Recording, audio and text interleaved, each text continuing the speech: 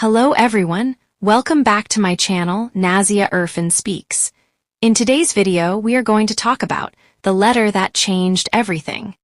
Emma Carter was 65 years old. She lived alone in a small house at the edge of a quiet town. The house was old, but it was filled with memories.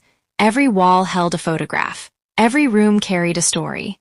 There was a picture of her wedding day, picture of her late husband smiling beside a fishing boat, and dozens of pictures of her son, Ryan. Ryan was her whole world. After her husband died, Emma worked 2 jobs to raise him. She cleaned offices during the day and worked in a bakery at night. Many evenings she returned home exhausted, but she never complained. She wanted Ryan to have a better life than she had. Years passed. Ryan grew up, graduated from university, and moved to another city. Emma cried the day he left, but they were happy tears. She believed all her sacrifices had been worth it. At first Ryan called often. Then the calls became shorter, then less frequent. Then months passed without a call. Whenever Emma dialed his number, she heard the same answer. "Sorry, Mom, I'm busy." Emma always smiled. "That's okay, sweetheart, take care of yourself." Then she would quietly put down the phone and sit alone in silence. One winter morning, Emma slipped on ice outside her home. She fell hard and injured her leg. A neighbor found her and called an ambulance. For 3 days, Emma stayed in the hospital. Ryan never came. He said work was too important. Emma tried not to feel hurt. She told everyone her son loved her. Deep inside, however, she felt lonely, very lonely. Months later, Ryan suddenly appeared at her door. Emma's eyes filled with tears. "Ryan," she hugged him tightly. For a moment, she felt like the happiest mother in the world. Ryan smiled. "Mom, I have wonderful news." "What is it?" "I got a great opportunity overseas." Emma was excited for him. "That's amazing," Ryan nodded, "but I need money for the investment."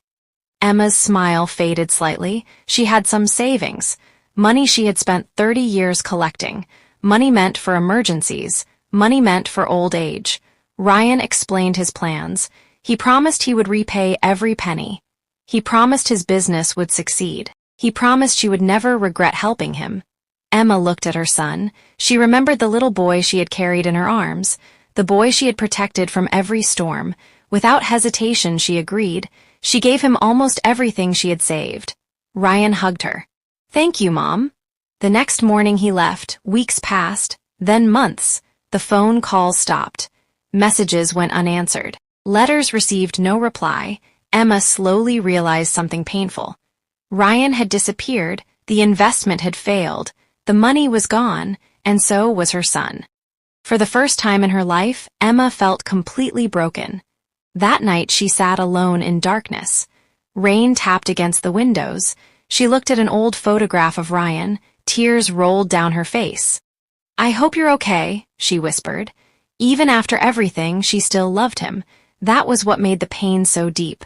A mother's love never disappears. The following year became the hardest year of Emma's life. Without savings, she struggled financially. Without family, she struggled emotionally. Without hope, she struggled spiritually. One afternoon, she found an old wooden box in the attic. Inside were dozens of letters, letters her husband had written before he passed away. Emma carefully opened one. The letter read, "If you are reading this, it means I am gone, but remember something important. Life will break your heart many times. Never allow pain to make you stop loving people." Emma cried for hours. Then she found another letter. "Kindness always returns in unexpected ways." And another. "The people who deserve your love are the people who stay when life becomes difficult." Emma read every letter. When she finished, something inside her changed. The pain remained, but a small spark of hope returned. The next morning, Emma made a decision. Instead of sitting alone, she would help others. She began volunteering at a local community center. She served meals. She read stories to children. She helped elderly people fill out forms. At first, she felt nervous. Then she started making friends. One of them was a 12-year-old boy named Noah. Noah had lost both parents in an accident. He lived with his grandfather. Despite his sadness, Noah always smiled. Every Thursday he visited the center. Every Thursday he sat beside Emma. They talked about books, movies, dreams, life. Slowly they became close friends. One day Noah asked a question. "Do you ever feel lonely?" Emma smiled sadly. "Sometimes," Noah nodded. "Me too." For several seconds neither spoke. Then Noah said something she never forgot. "Maybe lonely people can help each other feel less lonely." Emma laughed. It was such a simple sentence, yet it felt incredibly wise. From that day forward, their friendship grew stronger. Years passed.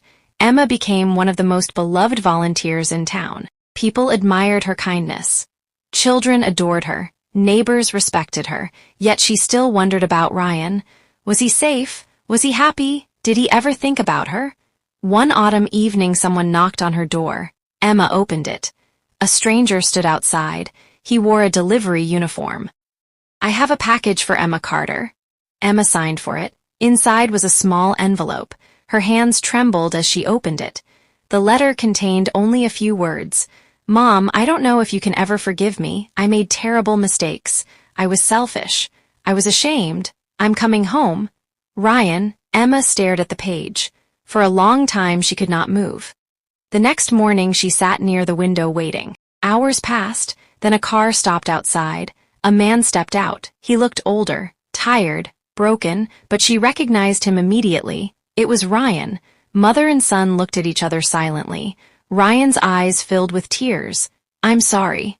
That was all he managed to say. "I'm so sorry." Emma could see years of regret in his face.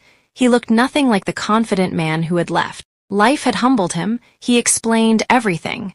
The business had collapsed. He had lost nearly everything. Embarrassed by his failure, he avoided everyone, especially his mother. Every day his guilt grew stronger, until finally he found the courage to return. When Ryan finished speaking, tears streamed down his face. "I don't deserve forgiveness." Emma remained silent. Then she slowly stepped forward and hugged him. Ryan broke down crying. Years of guilt poured out, years of pain, years of regret. Emma whispered softly, "You hurt me deeply." Ryan nodded. "I know, but you're still my son." For the first time in many years, both of them cried together. Forgiveness did not erase the past, but it opened the door to a better future. Ryan stayed in town. He found a modest job. He worked hard. He rebuilt trust one day at a time. Months later, he began volunteering with Emma. He met Noah. He met the people whose lives Emma had touched. For the first time, he truly understood who his mother was. Not just a parent, not just a provider, but a remarkable human being. One Christmas Eve, the community center organized a celebration. Families gathered together. Children laughed. Music filled the room. At the end of the evening, Noah walked onto the stage. He held a piece of paper. "I want to thank someone," he said. The room became quiet. "When I felt alone, she became my friend." Emma looked surprised. "When I needed encouragement, she gave it." Tears appeared in her eyes. "When I needed family, she treated me like family." Noah pointed toward Emma. "Thank you." The crowd applauded. Emma began crying.